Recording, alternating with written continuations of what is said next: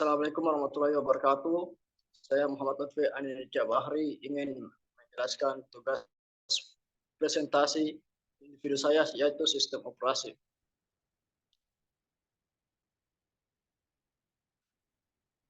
Topik pembahasan pada presentasi kali ini yaitu sistem operasi thread dan proses sinkronisasi.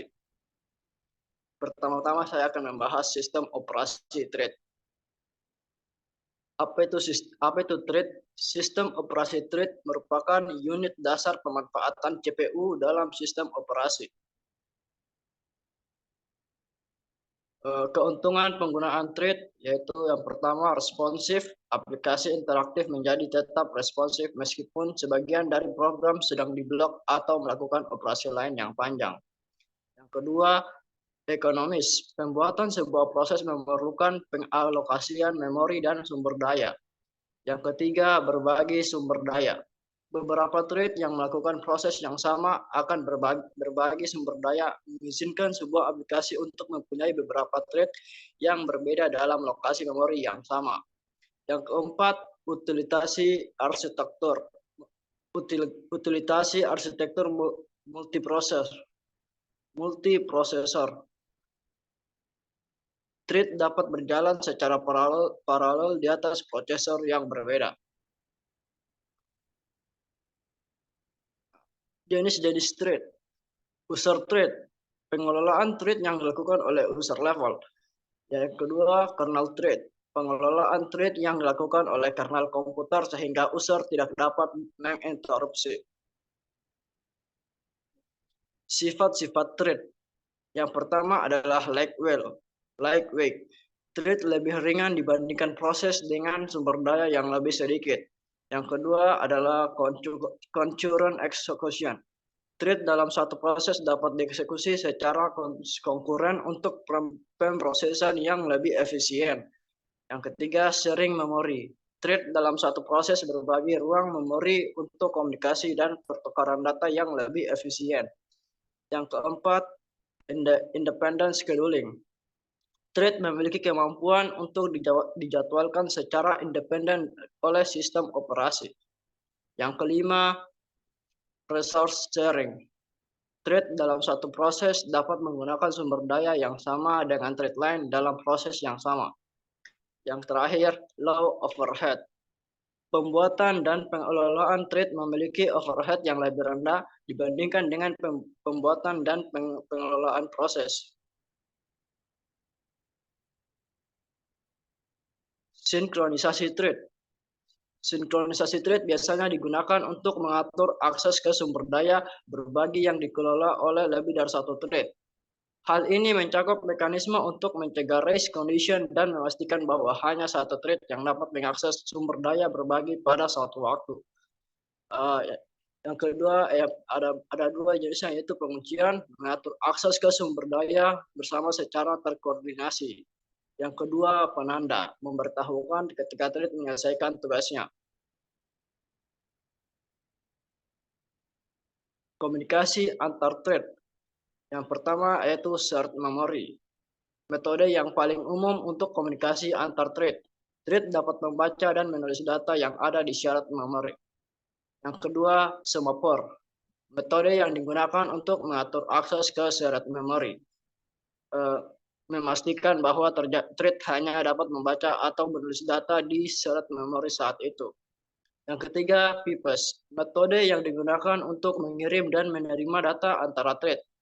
Pipes dapat digunakan untuk mengirim data dari thread yang satu ke thread yang lain. Deadlock dalam thread.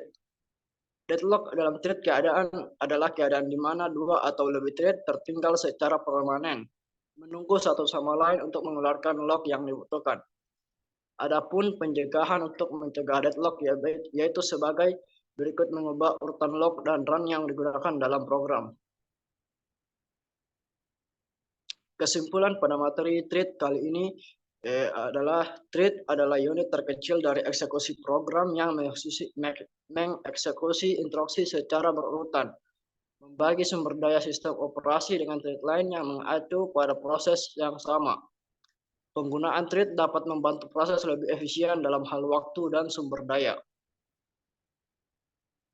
Materi yang kedua yaitu proses sinkronisasi. Apa itu proses sinkronisasi? Suatu proses yang berfungsi untuk mengatur dan mengendalikan interaksi antara proses yang berjalan secara konkuren. Tujuan proses sinkronisasi. Tujuannya menghindari terjadi inkonsistensi data karena pengaksesan oleh beberapa progres yang berbeda. Fungsi sinkronisasi dalam sistem.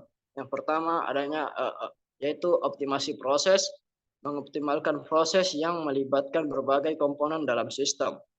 Yang kedua, konsistensi data, memastikan konsistenan data antara bagian-bagian yang berbeda dalam sistem. Ketiga, penjadwalan tepat waktu, menjadwalkan tugas dan kegiatan agar terjadi pada satu waktu yang tepat. Jenis-jenis sinkronisasi. Sinkronisasi sistem mengatur berbagai elemen dalam sebuah sistem agar berjalan secara terkoordinasi. Yang kedua, sinkronisasi jaringan. Melakukan sinkronisasi antara perangkat dan komponen jaringan agar beroperasi secara bersamaan. Proses sinkronisasi terdiri dari tiga. Yang pertama, identifikasi keperluan SYN. Menentukan kebutuhan sinkronisasi berdasarkan tujuan dan kegiatan yang akan dilakukan. Yang kedua, pelaksanaan sinkronisasi. Melakukan sinkronisasi. Yang kedua, pelaksanaan sinkronisasi. Melakukan sinkronisasi perangkat atau kegiatan sesuai dengan metode yang digunakan. Yang ketiga, monitor dan evaluasi. Mengawasi efektivitas proses sinkronisasi serta mengevaluasi hasil yang dicapai. Tantangan dalam sinkronisasi. Tantangan dalam sinkronisasi yaitu ada dua. Yang pertama, perbedaan perangkat. Tantangan sinkronisasi muncul ketika perangkat memiliki spesifikasi dan sistem yang berbeda. Tantangan yang kedua yaitu jaringan kompleks. Sinkronisasi di lingkungan jaringan yang kompleks memerlukan manajemen yang cermat. Keuntungan dan manfaat sinkronisasi. Optimasi kerja, meningkatkan efisiensi dan kinerja dalam sebuah sistem. Yang kedua, penghematan waktu, membantu menghemat waktu dan sumber daya melalui sinkronisasi kegiatan. Kesimpulan pada materi proses sinkronisasi ini yaitu merupakan suatu proses yang dilakukan pada sistem operasi untuk mengatur dan mengaturkan proses-proses yang berjalan bersamaan yang bertujuan untuk mengelola akses bersamaan pada data yang digunakan oleh proses-proses tersebut, sehingga menghindari konflik data dan menjamin konsistensi data. Demikian presentasi yang saya sampaikan. Demikiannya saya mohon maaf bila ada salah kata. Assalamualaikum warahmatullahi wabarakatuh.